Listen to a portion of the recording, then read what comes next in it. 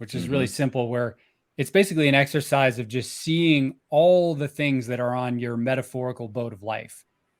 And it's so illuminating. I try to do it actually every few months because it's just so easy to keep adding things to the boat that is our life.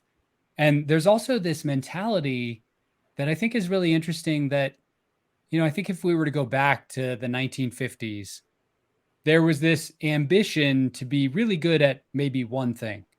So, and it was often very gendered. If you were a man, you were really good at your job. If you're a woman, you were really good at cooking meals and creating a delightful household. And now some really great, amazing transformations have happened in terms of gender equality and equality in marriage.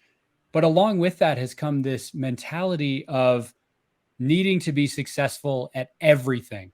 Right. And I think a lot of us feel this pressure where it's like, okay, I have to totally kick ass at work. I have to be this amazing parent who's at every single T-ball game and Little League game. And I also have to be in great shape.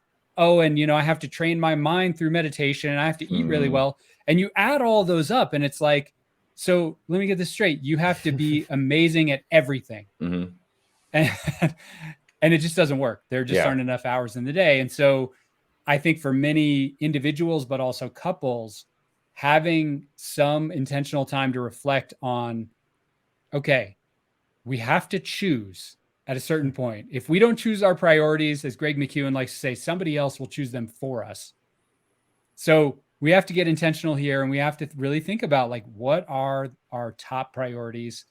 And that's a hard exercise because it often involves saying no to various things, various events, activities, people, family members.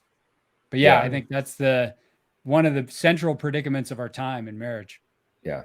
As you were describing kind of your morning routine and just the place that meditation plays in that, you're kind of saying, okay, I've got 20 to 30 minutes of quiet. And the thing that initially came to my mind was, this cannot be rushed. You have to set aside a chunk of time, and it can't be, I've got 30 minutes, because then you're in that mindset of rushing and busy. And that's not, I'm not the expert on meditation, but I don't think that's how it's supposed to go.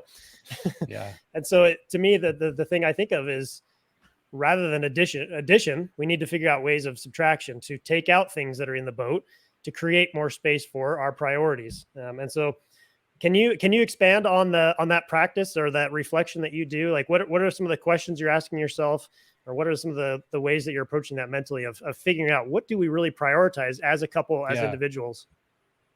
Yeah. So the way that we would usually recommend people do this is, you can just take out a piece of paper, draw a little boat at the bottom of the piece of paper, and then draw to scale all the things that are on that metaphorical boat of life for you. So to scale, meaning if you spend half your day on email should take up half that page and be this massive bubble that says email. And if you read for 5 minutes a day, even though you wish you did more, reading is like this little tiny thing. So that in itself is very illuminating, because you're bringing awareness to the actual structure of your life. Most of us actually don't have that, surprisingly.